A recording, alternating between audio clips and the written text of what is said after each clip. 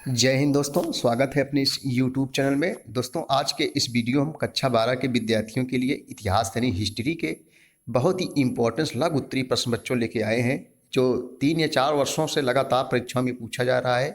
तो आइए देखते हैं। ये NCERT रहेगा बच्चों, और सभी बोर्ड के लिए रहेगा। जो NCERT जहाँ जहाँ भी लगती है एक काम देगा। तो आइए बच्चों देखते हैं हम पहले क्वेश्चनों को। क्वेश्चन क्या कह रहा है कि मुगल प्रांतीय प्रशासन के मुख्य अभिलक्षणों की चर्चा कीजिए। केंद्र किस तरह से प्रांतों पर नियंत्रण रखता था। अथवा करके दिएगा बच्चों। अथवा हम समझते हैं चाहे इसको करें चाहे इसको करें। अगला कि अथवा में देखेंगे हम लोग कि मुगलों के प्रांतीय प्रशासन की प्रमुख विशेषताओं की चर्चा कीजिए।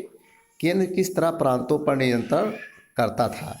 अथवा देखो, अथवा में देखेंगे मुगल प्रांतीय प्रशासन की मुख्य विशेषताओं का जो है वर्णन कीजिए। तो चलिए हम लोग देखेंगे, उत्तर देखेंगे। उत्तर क्या कह रहा है भैया? उत्तर को देखेंगे कि मुगल शासकों की प्रांतीय शासन व्यवस्था का मुख्य स्वरूप केंद्रीय शासन व्यवस्था के स्वरूप के समान ही था। प्रशासनिक सुविधा की दृष्टि से साम्राज्य का विभाजन प्रांतों अथवा समूहों में कर दिया गया था। मुगल काल में विभिन्न शासकों के शासनकाल में प्रांतों की संख्या भिन्न भिन्न रही। अकबर के शासनकाल में प्रांतों की संख्या 15 थी, और जहांगीर के शासनकाल में 17, और शाहजहां के शासनकाल में यह संख्या 22 तक पहुंच गई थी। औरंगजेब के शासनकाल में साम्राज्य में 21 प्रांत थे। प्रांतीय प्रशासन व्यवस्था के प्रमुख अभिलक्षण निम्न प्रकार थे। तो आइए देखते हैं। सबसे पहले है सूबेदार। बच्चों, सूबेदार काम क्या होता था आइए देखते हैं। देखो, सूबेदार प्रांत का सर्वोच्च अधिकारी था। सूबेदार जो था वो प्रांत का सर्वोच्च अधिकारी, सबसे बड़ा अधिकारी था, जिसे साहिब ए सूबा, नाजिम, सिपा सलाहकार, सिपा सलार आदि नामों से जाना जाता था। सूबेदार की नियुक्ति स्वयं बादशाह द्वारा की जाती थी, और वह बादशाह के प्रति ही उत्तरदायी होता था। उत्तरदायी मीन्स क्या होता है बच्चों? जवाबदेही।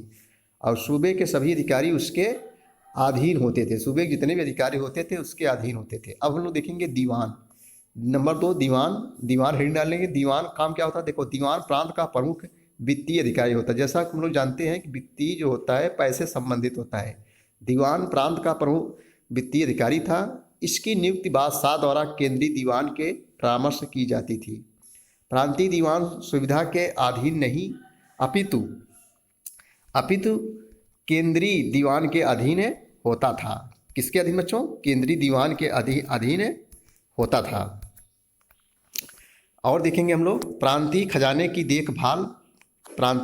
देखभाल करना, प्रांत की आय व्यय का हिसाब रखना, दीवानी मुकदमों का फैसला करना, प्रांतीय आर्थिक स्थिति के संबंध में केंद्रीय दीवान को सूचना देना, तथा राजस्व विभाग के कर्मचारियों के कार्यों की देखभाल करना आदि दीवान के क्या थे? महत्वपूर्ण कार्य थे। तो आप लोग समझ गए हो दीवान काम क्या थे। अब हम लोग देखेंगे बख्शी काम क्या होता था।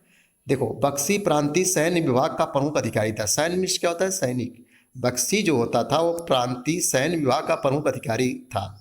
प्रांत में सैनिकों की भर्ती करना तथा उनमें अनुशासन बनाए रखना उसके प्रमुख कार्य थे। अब चौथा देखेंगे हम लोग वाकिया नवीस प्रांत के गुप्तचर विभाग का प्रधान था। गुप्तचर हम लोग जानते हैं आज के जमाने में जो CBI जिसको कहते हैं।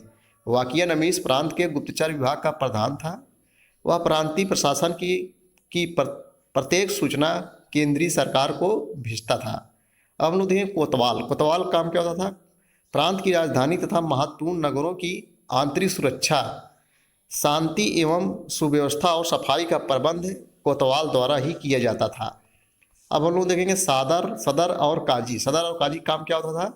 प्रांत में सदर और काजी का पद समानतः एक ही व्यक्ति को दिया जाता था, और सदर के रूप में वह प्रजा के नैतिक चरित्र की देखभाल करता था, और काजी के रूप में वह प्रांत का मुख्य न्यायाधीश था। मुख्य न्यायाधीश समझ गए, जो न्याय करते हैं।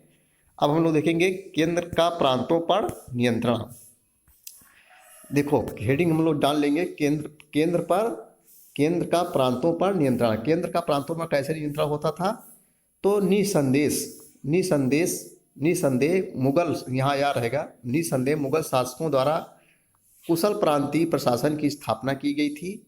मुगल शासकों ने प्रांतीय केंद्र का नियंत्रण बनाए रखने के लिए अनेक महत्वपूर्ण कदम उठाए थे। उनमें से कुछ निम्नवत यानी निम्नलिखित थे। तो हम निम्नलिखित आ जाएगा तो नंबर 1 डालेंगे।